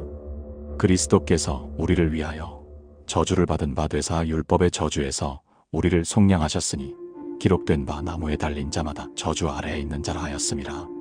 예수님은 우리를 위해 저주가 되셨습니다. 청동뱀을 쳐다본 사람들이 육체적으로 살았듯이 십자가에 예수님을 믿는 사람들은 영적으로 삽니다. 쳐다보기만 하면 됩니다. 믿기만 하면 됩니다. 사사기와 사무엘서와 열왕기를 봅시다. 수많은 사사들, 수많은 왕들이 나옵니다. 기드온, 삼손, 사울, 다윗, 솔로몬, 히스기야, 요시야. 어떤 이는 잘했고 어떤 이는 실패했습니다. 하지만 모두 불완전했습니다. 모두 죄인이었습니다. 모두 죽었습니다. 이스라엘은 계속 더 나은 왕을 기다렸습니다. 완벽한 왕을, 다윗 같은 왕을, 아니 다윗보다 더 나은 왕을. 예레미야 23장 5절입니다. 보라 때가 이르리니 내가 다윗에게 한 의로운 가지를 일으킬 것이라. 그가 왕이 되어 지혜롭게 다스리며 세상에서 정의와 공의를 행할 것이며. 예수님이 오셨습니다. 다윗의 자손으로. 마태복음 1장 1절입니다. 아브라함과 다윗의 자손 예수 그리스도의 계보라. 예수님은 완벽한 왕이십니다. 의로운 왕이십니다. 영원한 왕이십니다. 빌라도가 예수님께 묻습니다. 내가 유대인의 왕이냐? 예수님이 대답하십니다. 내 말이 옳도다. 십자가 위에 죄패가 붙었습니다. 유대인의 왕 나사렛 예수. 하지만 예수님의 나라는 이 세상에 속하지 않습니다. 요한복음 18장 36절입니다. 예수께서 대답하시되 내 나라는 이 세상에 속한 것이 아니니라. 예수님의 왕국은 영적 왕국입니다. 하지만 언젠가 예수님은 만왕의 왕으로 다시 오실 것입니다. 요한계시록 19장 16절입니다. 그 옷과 그 다리에 이름을 쓴 것이 있으니 만왕의 왕이요 만주의 주라 하였더라. 구약 전체가 예수님을 향해 나아갑니다. 모든 인물, 모든 사건, 모든 제사, 모든 절기, 모든 예언이 예수님을 가리킵니다. 그림자에서 실체로, 약속에서 성취로, 예표에서 완성으로. 히브리서 1장 1절부터 2절입니다. 옛적의 선지자들을 통하여 여러 부분과 여러 모양으로 우리 조상들에게 말씀하신 하나님이 이 모든 날 마지막에는 아들을 통하여 우리에게 말씀하셨으니 예수님은 하나님의 최종적이고 완전한 계시이십니다. 골로새서 2장 17절입니다. 이것들은 장래일의 그림자이나 몸은 그리스도의 것이니라. 구약은 그림자였습니다. 예수님은 실체이십니다. 이 모든 것이 우연일 수 없습니다. 2000년에 걸친 역사 속에서 수백 가지 세부 사항들이 완벽하게 맞아떨어집니다. 마치 거대한 퍼즐의 마지막 조각이 끼워지는 순간처럼 모든 것이 선명해집니다. 예수님은 단순히 예언을 성취한 게 아닙니다. 예수님은 모든 이야기의 중심이십니다. 모든 역사의 목적이십니다. 누가복음 24장입니다. 부활하신 예수님이 엠마오로 가는 두 제자를 만나십니다. 그들은 슬펐습니다. 예수님이 죽으셨으니까요. 희망이 사라진 것 같았습니다. 예수님이 그들과 함께 걸으시며 말씀하십니다. 27절입니다. 이에 모세와 모든 선지자의 글로 시작하여 모든 성경에 쓴 바 자기에 관한 것을 자세히 설명하시니라. 상상해 보세요. 예수님이 직접 구약 전체를 해석하시는 모습을. 창세기부터 말라기까지. 여기 이 부분이 나에 관한 거야? 저기 저 이야기도 나를 가리키는 거야? 얼마나 놀라운 성경 공부였을까요? 32절에 제자들이 말합니다. 그가 길에서 우리에게 말씀하시고 우리에게 성경을 풀어주실 때 우리 속에서 마음이 뜨겁지 아니하더냐? 성경을 제대로 이해할 때 우리 마음이 뜨거워집니다. 왜냐하면 우리는 단순히 옛날 이야기를 읽는 게 아니라 하나님의 구원 계획을 보기 때문입니다. 그리고 그 계획의 중심에 예수님이 계십니다. 하지만 여전히 질문이 남을 수 있습니다.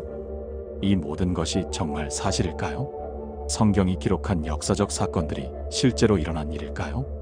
혹시 후대 사람들이 만들어낸 이야기는 아닐까요? 그래서 우리는 고고학으로 가야 합니다. 땅 밑에 묻혀있던 증거들이 무엇을 말하는지 들어야 합니다. 19세기 회의론자들은 자신만만했습니다. 그들은 성경의 많은 이야기를 신화로 치부했습니다. 다윗 왕, 전설이야. 솔로몬의 성전, 과장이지. 바빌론 포로, 부풀려진 거야. 빌라도 만들어낸 인물이야. 하지만 고고학자들이 삽을 들기 시작했습니다. 땅을 파기 시작했습니다. 그리고 하나씩 진실이 드러났습니다. 땅 밑에서 증거들이 나왔습니다. 회의론자들의 주장은 무너졌습니다. 과학은 증거를 요구합니다. 관찰 가능하고 측정 가능한 데이터를 원합니다. 고고학은 바로 그런 데이터를 제공합니다. 땅 속에서 나온 돌과 흙과 독이 파편들이 성경의 진실성을 증언합니다. 1947년 봄입니다. 사해 근처 쿰란이라는 곳입니다. 베두인 목동 소년이 양을 찾아다니고 있습니다. 동굴 하나를 발견합니다. 호기심에 돌을 던져봅니다. 무언가 깨지는 소리가 납니다. 동굴 안으로 들어갑니다. 항아리들이 있습니다. 그 안에 가죽으로 된 두루마리들이 있습니다. 소년은 그것을 가지고 베들레헴의 골동품 상인에게 갑니다. 상인은 알아봅니다. 이건 엄청난 발견이라는 것을. 소식이 학자들에게 전해집니다. 더 많은 동굴이 발견됩니다. 11개의 동굴에서 약 900개의 사본이 발견됩니다. 사해 사본입니다. 탄소 연대 측정 결과 기원전 200년부터 기원 후 70년경에 기록된 것으로 확인됩니다. 예수님 시대 전후입니다. 그 중에는 이사야서 전체가 포함되어 있습니다. 완전한 형태로 학자들이 흥분했습니다. 왜냐하면 그 전까지 가장 오래된 히브리어 성경 사본은 기원 후 900년경 것이었기 때문입니다. 사해 사본은 그보다 1100년이나 오래된 것입니다. 이제 비교할 수 있게 되었습니다. 1100년 동안 성경 본문이 얼마나 변했는지 확인할 수 있게 되었습니다. 결과는 놀라웠습니다. 사해 사본의 이사야서와 현대 성경의 이사야서가 99.5% 일치했습니다. 차이점은 대부분 철자 차이였습니다. 의미에 영향을 주는 차이는 거의 없었습니다. 이것이 무엇을 의미할까요? 성경이 1100년 동안 놀라울 정도로 정확하게 보존되었다는 겁니다. 필사자들이 얼마나 조심스럽게 성경을 베꼈는지 알 수 있습니다. 유대인 필사자들은 한 글자 한 글자 세면서 베꼈습니다. 한 줄에 몇 글자가 있는지 확인했습니다. 실수가 발견되면 그 양피지 전체를 버렸습니다. 특히 중요한 것은 이사야 53장입니다. 메시아의 고난에 대한 예언입니다. 혹시 이 부분이 예수님 이후에 조작된 것은 아닐까 의심하는 사람들이 있었습니다. 하지만 사해 사본이 증명합니다. 이사야 53장은 예수님이 오시기 최소 200년 전에 기록되었습니다. 조작이 아닙니다. 진짜 예언입니다. 1880년 예루살렘입니다. 한 소년이 실로암 연못 근처에서 놀고 있습니다. 돌틈에 빠집니다. 어둡습니다. 터널입니다. 소년이 터널 벽을 만져봅니다. 뭔가 새겨져 있습니다. 학자들이 옵니다. 확인합니다. 비문입니다. 히브리어입니다. 비문은 이렇게 말합니다. 터널이 뚫렸다. 이것은 터널이 뚫린 방식이다. 일꾼들이 양쪽에서 곡괭이를 들고 파들어갔다. 일꾼들이 서로의 목소리를 들었을 때 3큐빗이 남았었다. 그리고 터널이 뚫렸다. 물이 샘에서 연못으로 1200큐빗을 흘렀다. 이 터널의 길이를 측정해 봤습니다. 533m입니다. 정확히 1200큐빗입니다. 이 터널은 누가 만든 걸까요? 역대하 32장 30절입니다. 이 히스기야가 또 기온의 윗샘물을 막아 그 아래로 흘러 다윗 성 서쪽으로 곧게 끌어들였으니 히스기야 왕입니다. 기원전 701년경입니다. 아수르 왕 산헤립이 예루살렘을 포위하려 할 때였습니다. 히스기야는 성 밖의 수원을 성 안으로 끌어들였습니다. 적군이 물을 사용하지 못하게 하려고. 히스기야 터널입니다. 성경 기록이 정확합니다. 터널은 지금도 거기 있습니다. 누구나 가서 걸어볼 수 있습니다. 1961년 이탈리아 고고학자들이 이스라엘 해안 도시 가이사랴를 발굴하고 있습니다. 로마 시대 극장 유적입니다. 계단에서 돌 하나를 발견합니다. 비문이 새겨져 있습니다. 라틴어입니다. 비문은 이렇게 읽힙니다. 티베리우스의 본디오 빌라도, 유대 총독이 가이사랴인들에게 봉헌하다. 빌라도 석판입니다. 역사상 최초로 본디오 빌라도의 실존을 증명하는 고고학적 증거입니다. 회의론자들은 빌라도를 의심했습니다. 빌라도는 복음서 저자들이 만들어낸 인물이야. 실제 역사에는 없어. 하지만 돌이 증언합니다. 빌라도는 실존 인물이었습니다. 유대의 총독이었습니다. 복음서가 기록한 그대로입니다. 1993년 이스라엘 북부 텔단입니다. 고고학자들이 발굴 중입니다. 현무암 석판 조각을 발견합니다. 아람어 비문이 새겨져 있습니다. 기원전 9세기경 것입니다. 비문을 해독합니다. 놀랍습니다. 다윗의 집이라는 단어가 나옵니다. 베이트 다윗, 다윗 왕조를 가리킵니다. 이것이 왜 중요할까요? 회의론자들은 다윗을 신화로 봤습니다. 다윗 왕, 전설이야. 실제로 존재하지 않았어. 후대 유대인들이 민족적 자부심을 위해 만들어낸 영웅이야. 하지만 다윗의 적들조차 다윗을 인정했습니다. 이 비문은 이스라엘의 적국 아람이 세운 비석입니다. 적들이 다윗 왕조의 존재를 기록했습니다. 다윗은 실존 인물이었습니다. 너무 중요해서 적들조차 그의 이름을 기록할 수밖에 없었습니다. 2005년 예루살렘 다윗 성입니다. 고고학자 에일란 마자르가 발굴합니다. 거대한 돌 구조물을 발견합니다. 사무엘하 5장 9절이 말하는 밀로로 추정됩니다. 다윗이 건축한 요새입니다. 더 발굴합니다. 왕궁으로 보이는 구조물이 나옵니다. 출토된 도기들을 연대 측정합니다. 기원전 10세기입니다. 다윗과 솔로몬 시대입니다. 성경 기록과 일치합니다. 1986년 이스라엘입니다. 심한 가뭄이 들었습니다. 갈릴리 호수의 수위가 낮아집니다. 호수 가장자리에 뭔가 드러납니다. 나무로 된 구조물입니다. 고고학자들이 조사합니다. 배입니다. 고대 어선입니다. 탄소 연대 측정을 합니다. 기원전 1세기입니다. 예수님 시대입니다. 배의 크기를 측정합니다.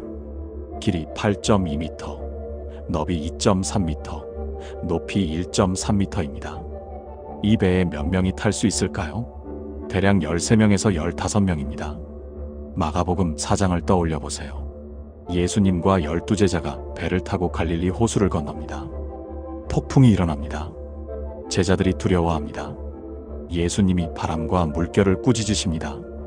잠잠하라, 고요하라. 바람이 그치고 잔잔해집니다. 갈릴리 배는 복음서에 나오는 배가 어떤 배였는지 보여줍니다. 복음서는 신화가 아닙니다. 실제 배, 실제 호수, 실제 사건입니다. 1990년 예루살렘입니다. 건축 공사를 하던 중 동굴 무덤을 발견합니다. 무덤 안에 납골당들이 있습니다. 그중 하나에 비문이 있습니다. 가야바의 아들 요셉, 가야바입니다. 대제사장 가야바입니다. 마태복음 26장에 나오는 바로 그 사람입니다. 예수님을 신문했던 대제사장입니다. 가야바는 실존 인물이었습니다. 골당 안에서 60대 남성의 뼈가 발견됩니다. 아마도 가야바 본인의 것으로 추정됩니다. 예수님을 신문했던 그 사람의 뼈가 지금 박물관에 있습니다. 1968년 예루살렘 북동쪽입니다. 건설 현장에서 무덤들을 발견합니다. 기원 후 1세기 것입니다. 납골당 하나가 특별합니다. 안에서 발 뒤꿈치 뼈에 못이 박힌 채로 발견된 유골이 있습니다. 십자가 처형의 고고학적 증거입니다. 못의 길이는 11.5cm입니다. 발 뒤꿈치를 관통한 후 나무에 박혔습니다. 나무 조각이 여전히 못에 붙어 있습니다. 올리브 나무입니다. 납골당에 이름이 새겨져 있습니다. 예호하난, 십자가에 못 박혀 죽은 사람입니다. 로마 시대의 십자가 처형은 실제로 있었습니다. 복음서의 기록이 정확합니다. 특이한 점이 있습니다. 다리뼈가 골절되어 있습니다. 십자가에 달린 사람의 다리를 꺾어 빨리 죽게 했다는 복음서의 기록이 확인됩니다. 요한복음 19장 32절입니다. 군인들이 가서 예수와 함께 못 박힌 첫째 사람과 또 그 다른 사람의 다리를 꺾고, 하지만 예수님의 다리는 꺾지 않았습니다. 이미 죽으셨기 때문입니다. 시편 34편 20절의 예언대로입니다. 그의 뼈를 보호하사 그 중에 하나도 꺾이지 아니하시도다. 바빌론으로 갑니다.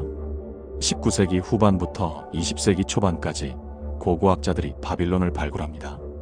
느부갓네살 왕의 궁전을 찾습니다. 벽돌들의 비문이 새겨져 있습니다.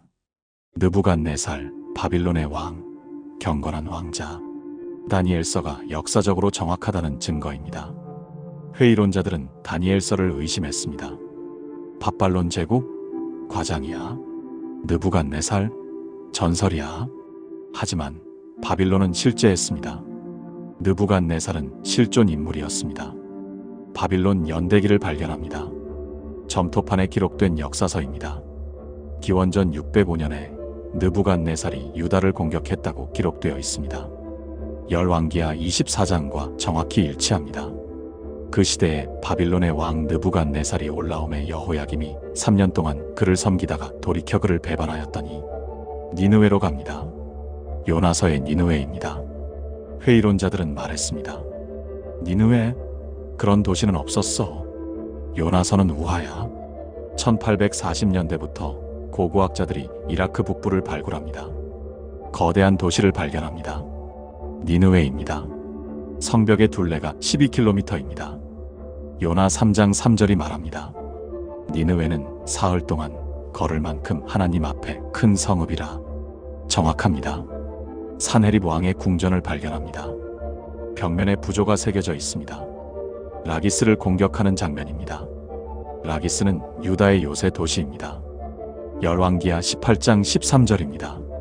히스기야 왕 제14년에 아수르 왕 산헤립이 올라와서 유다의 모든 견고한 성읍을 쳐서 점령하매 부조에는 포로들이 끌려가는 모습이 새겨져 있습니다. 성경 기록이 정확합니다. 산헤립은 실존했고 유다를 공격했으며 성읍들을 점령했습니다. 더 흥미로운 발견이 있습니다. 산헤립의 연대기입니다. 테일러 프리즘이라고 불립니다. 육면체 점토 기둥에 산헤립의 업적이 기록되어 있습니다. 산헤립은 자랑합니다. 유다 왕 히스기야는 나에게 복종하지 않았다.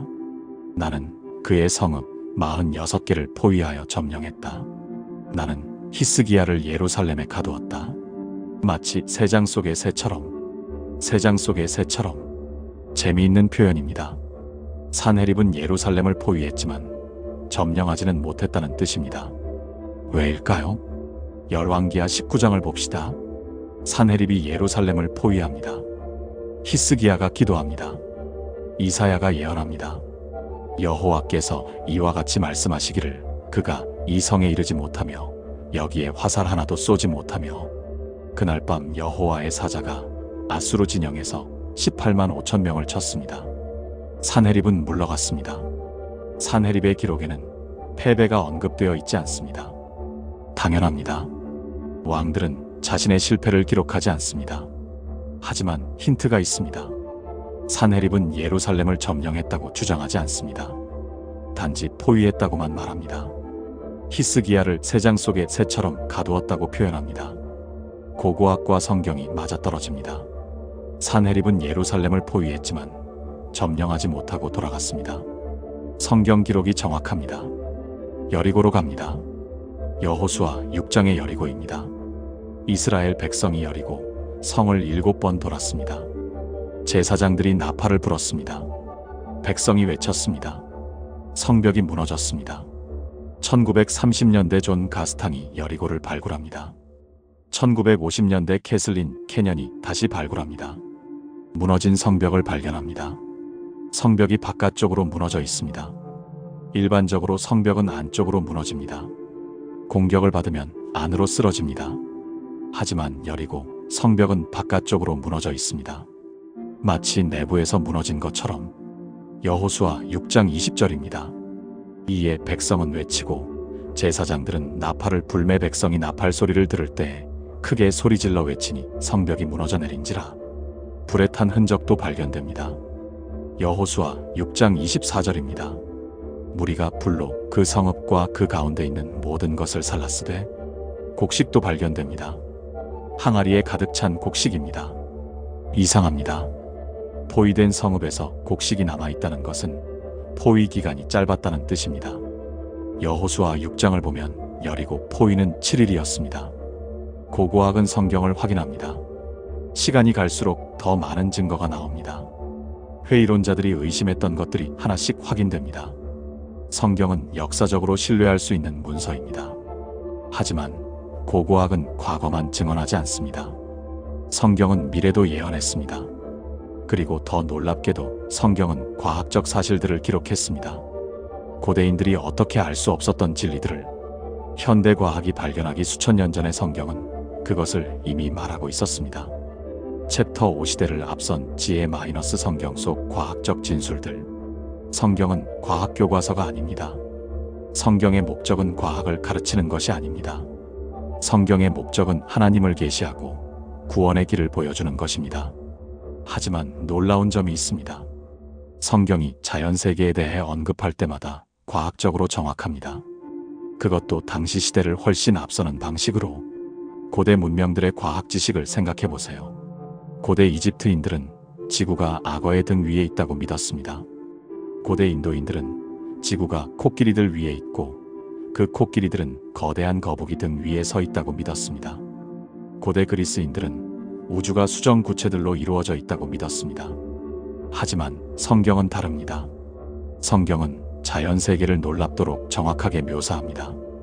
욥기 26장 7절입니다. 그는 북쪽 하늘을 허공에 펴시며 땅을 아무것도 없는 곳에 매다시며 기원전 2000년경에 기록된 것으로 추정됩니다. 읽어보세요. 천천히 땅을 아무것도 없는 곳에 매다시며 지구가 공간에 떠 있다는 말입니다. 지구를 바치는 코끼리도 없고 거북이도 없습니다. 지구는 그냥 우주 공간에 떠 있습니다. 이것은 뉴턴의 중력 이론이 나오기 3600년 전입니다. 갈릴레이가 망원경으로 하늘을 관측하기 3400년 전입니다. 어떻게 욥기의 저자는 지구가 우주 공간에 떠 있다는 것을 알았을까요? 이사야 40장 22절입니다. 그는 땅 위 궁창에 앉으시나니 땅에 사는 사람들은 메뚜기 같으니라. 그가 하늘을 차일같이 펴셨으며 거주할 천막같이 베푸셨고 기원전 700년경입니다. 땅 위 궁창에 앉으시나니 원어를 보면 더 흥미롭습니다. 히브리어 후구는 원 또는 구를 의미합니다. 지구가 둥글다는 암시입니다. 고대인들은 대부분 지구가 평평하다고 믿었습니다. 중세까지도 많은 사람들이 지구가 평평하다고 생각했습니다. 콜럼버스가 항해할 때 사람들은 배가 세상 끝에서 떨어질까봐 두려워했습니다. 하지만 이사야는 2500년 전에 지구가 둥글다는 것을 기록했습니다. 전도서 1장 7절입니다. 모든 강물은 다 바다로 흐르되 바다를 채우지 못하며 어느 곳으로 흐르든지 그리로 연하여 흐르느니라. 기원전 935년경 솔로몬이 기록한 것입니다. 생각해보세요. 강물은 계속 바다로 흐릅니다. 하지만 바다는 넘치지 않습니다. 왜일까요? 어떻게 강물이 끊임없이 바다로 흐르는데 바다 수위는 그대로일까요? 수천 년 동안 사람들은 이것을 이해하지 못했습니다. 17세기가 되어서야 과학자들이 물의 순환을 이해하기 시작했습니다. 바다에 물이 증발합니다. 수증기가 구름이 됩니다. 구름이 비가 됩니다. 비가 땅에 내립니다. 물이 강을 통해 다시 바다로 흐릅니다. 순환합니다. 솔로몬은 3000년 전에 이 순환을 암시했습니다. 어느 곳으로 흐르든지 그리로 연하여 흐르느니라. 물이 계속 순환한다는 의미입니다. 욥기 36장 27절부터 28절입니다. 그가 물방울을 가늘게 하시고 그것이 안게 되어 비를 이루고 그것을 무사람에게 쏟아지게 하시느니라.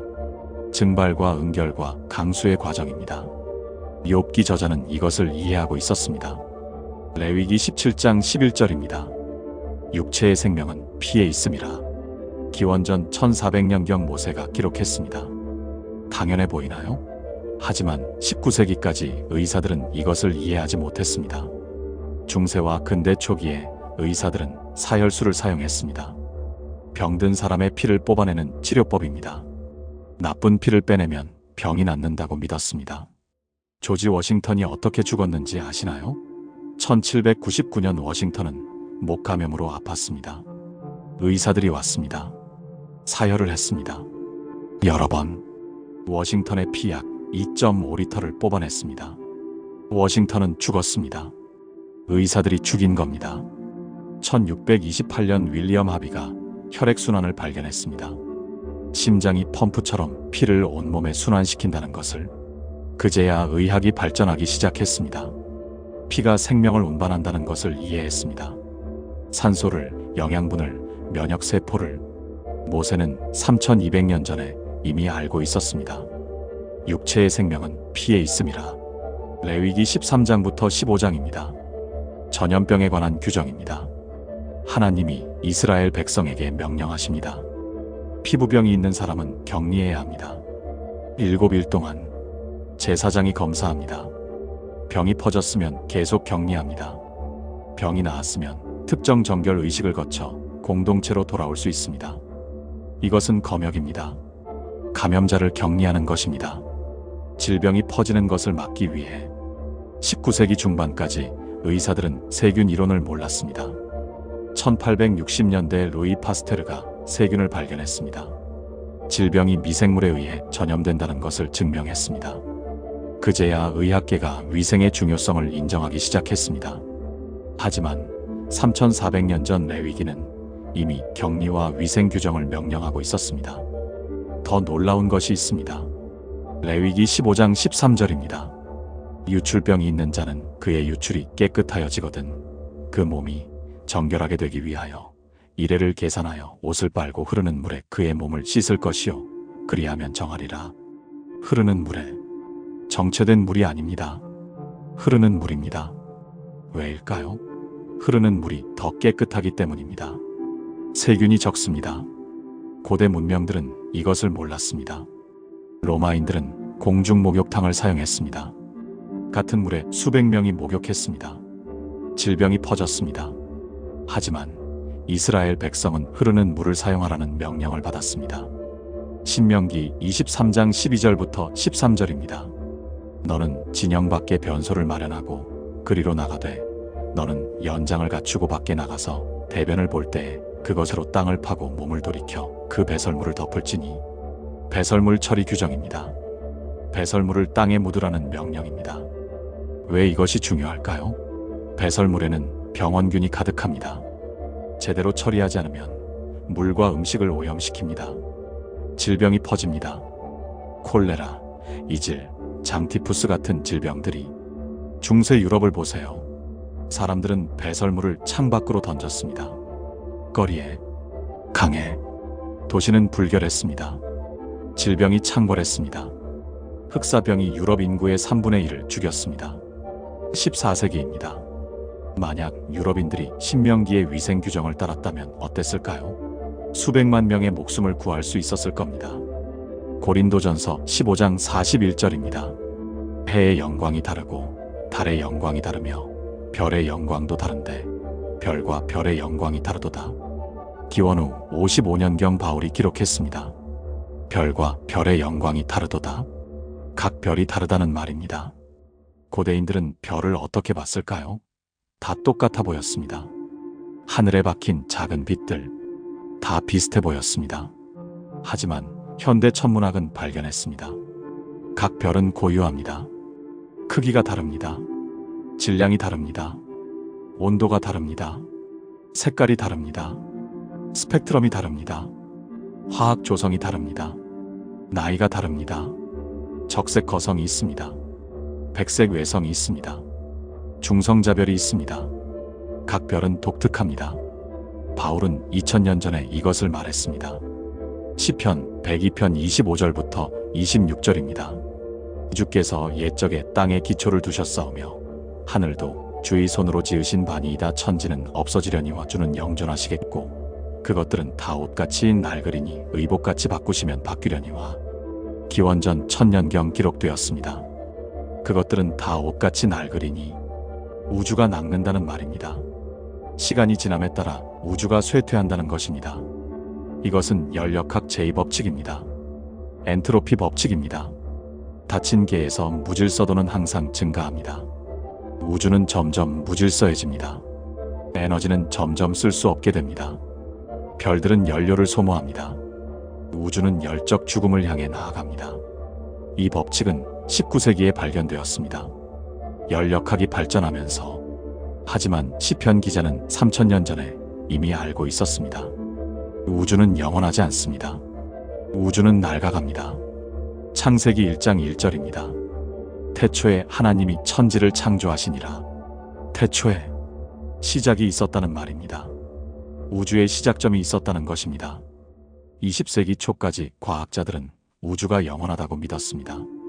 우주는 항상 존재했다고, 시작도 없고 끝도 없다고, 정상상태 우주론이었습니다.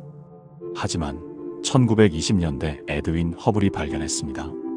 우주가 팽창하고 있다는 것을, 은하들이 서로 멀어지고 있다는 것을, 시간을 거꾸로 돌리면 모든 것이 한 점으로 모입니다. 빅뱅 이론입니다. 우주에는 시작점이 있었습니다. 약 138억 년 전에, 창세기는 3500년 전에 이미 말하고 있었습니다. 태초에 시작이 있었습니다. 창세기 1장 3절입니다. 하나님이 이르시되 빛이 있으라 하시니 빛이 있었고 빛이 먼저 창조됩니다. 해와 달과 별은 나중에 나옵니다. 창세기 1장 14절부터 19절에서 이상해 보입니다. 어떻게 해가 만들어지기 전에 빛이 있을 수 있을까요? 현대 우주론이 답을 줍니다. 빅뱅 직후 우주는 빛으로 가득 찼습니다. 뜨거운 플라즈마 상태였습니다. 광자들이 사방으로 날아다녔습니다. 하지만 별들은 아직 형성되지 않았습니다. 별들은 나중에 생겼습니다.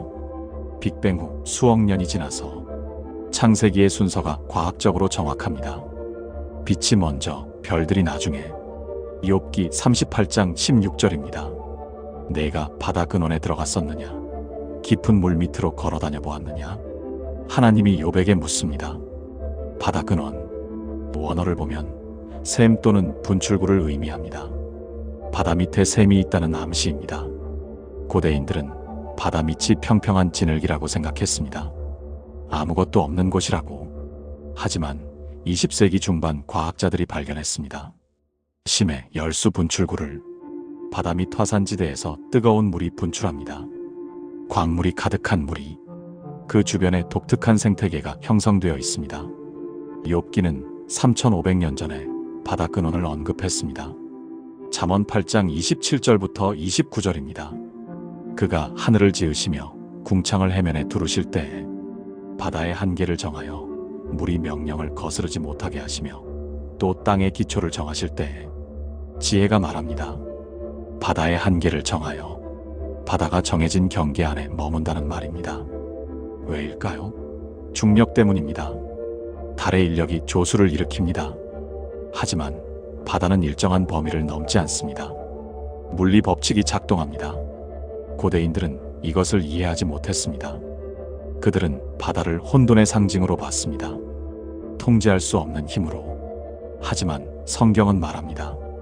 바다에는 한계가 있습니다. 하나님이 정하신 법칙 안에서 움직입니다. 욥기 38장 19절부터 20절입니다. 빛이 있는 곳으로 가는 길이 어디냐? 어둠이 있는 곳이 어디냐? 내가 능히 그 지경으로 인도할 수 있느냐? 그 집의 길을 아느냐? 빛이 있는 곳으로 가는 길. 빛이 이동한다는 암시입니다. 빛의 길이 있다는 것입니다. 고대인들은 빛을 즉각적인 것으로 생각했습니다. 빛을 켜면 바로 밝아집니다. 이동하는 것처럼 보이지 않습니다. 하지만 17세기 과학자들이 발견했습니다. 빛은 이동합니다. 빛의 속도는 초속 약 30만 킬로미터입니다. 엄청나게 빠르지만 유한합니다. 빛에는 길이 있습니다. 이사야 55장 10절입니다. 이는 비와 눈이 하늘로부터 내려서 그리로 되돌아가지 아니하고 땅을 적셔서 소출이 나게 하며 싹이 나게 하여 뿌리는 자에게 종자를 주며 먹는 자에게 양식을 줌과 같이. 물의 순환입니다. 비가 땅에 내립니다. 땅을 적십니다. 식물이 자랍니다. 물은 증발합니다. 하늘로 올라갑니다. 다시 비가 됩니다. 순환합니다. 이사야는 2700년 전에 이 순환을 이해하고 있었습니다. 시편 8편 8절입니다. 공중의 새와 바다의 물고기와 해로를 다니는 것이니이다. 해로, 바다의 길입니다. 바다에 길이 있나요? 물은 그냥 물입니다. 어디나 같아 보입니다. 하지만 19세기 매튜 몰이라는 해양학자가 발견했습니다. 해류를, 바다에는 일정한 흐름이 있습니다. 마치 강처럼. 멕시코 만류, 쿠로시오 해류, 대서양 순환, 해로입니다. 몰이는 시편 8편을 읽다가 영감을 받았다고 합니다. 성경이 해로가 있다고 하니 찾아보자. 그는 찾았습니다. 해류를 발견했습니다. 현대 해양학의 아버지가 되었습니다. 이 모든 것이 무엇을 말할까요? 성경이 자연세계에 대해 언급할 때마다 과학적으로 정확하다는 것입니다.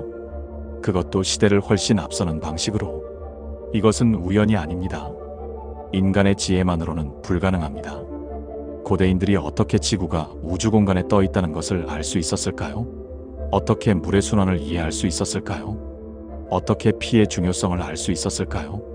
어떻게 세균 이론 이전에 격리와 위생을 명령할 수 있었을까요? 한 가지 설명만 가능합니다. 성경은 단순히 인간이 쓴 책이 아닙니다.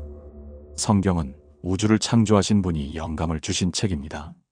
자연 법칙을 만드신 분이 자연에 대해 말씀하셨습니다. 디모데후서 3장 16절입니다. 모든 성경은 하나님의 감동으로 된 것으로 하나님이 숨을 불어넣으신 책입니다. 베드로후서 1장 21절입니다. 예언은 언제든지 사람의 뜻으로 낸 것이 아니요 오직 성령의 감동하심을 받은 사람들이 하나님께 받아 말한 것임이라. 이제 모든 것을 종합해 봅시다. 40명의 저자가 1500년에 걸쳐 썼는데 하나의 일관된 메시지를 전합니다. 수백 개의 구체적 예언이 정확히 성취되었습니다. 구약의 모든 사건과 인물이 예수 그리스도를 가리킵니다. 고고학이 성경의 역사적 정확성을 확인합니다. 성경이 시대를 앞선 과학적 진술들을 담고 있습니다. 이 모든 증거가 한 방향을 가리킵니다. 성경은 신뢰할 수 있습니다. 성경은 역사적으로 정확합니다. 성경은 과학적으로 일관됩니다. 성경은 예언적으로 검증되었습니다. 그리고 가장 중요한 것은 성경이 한 분을 가리킨다는 것입니다. 예수 그리스도를. 태초부터 계셨던 말씀이신 그분. 세상 죄를 지고 가는 하나님의 어린 양이신 그분. 죽음을 이기고 부활하신 그분. 다시 오실 만왕의 왕이신 그분. 과학은 패턴을 찾습니다. 과학은 증거를 수집합니다. 과학은 가설을 검증합니다. 과학은 데이터를 분석합니다. 성경이라는 데이터를 정직하게 분석하면 하나의 결론에 도달합니다. 이것은 인간이 만든 책이 아닙니다. 이것은 시간과 공간을 초월한 분이 인류에게 남긴 메시지입니다. 이것은 창조주가 피조물에게 보낸 러브레터입니다. 이것은 길 잃은 자녀들을 집으로 부르는 아버지의 음성입니다. 통계적으로 불가능한 확률을 뛰어넘어 40명의 저자가 하나의 이야기를 완성했습니다. 역사적으로 검증 가능한 수백 개의 예언이 성취되었습니다. 고고학적으로 하나씩 확인되는 사실들이 쌓여갑니다.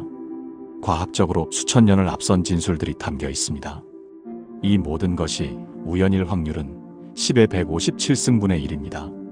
사실상 불가능합니다. 하지만 일어났습니다. 왜냐하면 이것은 우연이 아니기 때문입니다. 이것은 계획입니다. 하나님의 계획입니다. 창세전부터 세워진 구원의 계획입니다. 에베소서 1장 4절입니다. 곧 창세전에 그리스도 안에서 우리를 택하사 우리로 사랑 안에서 그 앞에 거룩하고 흠이 없게 하시려고. 요한계시록 13장 8절입니다. 창세 이후로 죽임을 당하신 어린 양. 예수님의 십자가는 우연이 아니었습니다. 예수님의 부활은 예상치 못한 사건이 아니었습니다. 이 모든 것은 창세 전부터 계획되어 있었습니다. 성경 전체를 통해 점진적으로 계시되었습니다. 예언을 통해 예고되었습니다. 역사 속에서 성취되었습니다. 당신은 지금 이 증거 앞에 서 있습니다. 통계적 증거, 역사적 증거, 고고학적 증거, 과학적 증거, 예언적 증거. 과학은 충분한 증거가 있을 때 결론을 내립니다. 증거의 무게가 한쪽으로 압도적으로 기울 때 우리는 그것을 사실로 받아들입니다. 성경의 경우 증거의 무게는 압도적입니다. 이제 선택은 당신의 몫입니다. 증거를 보았습니다.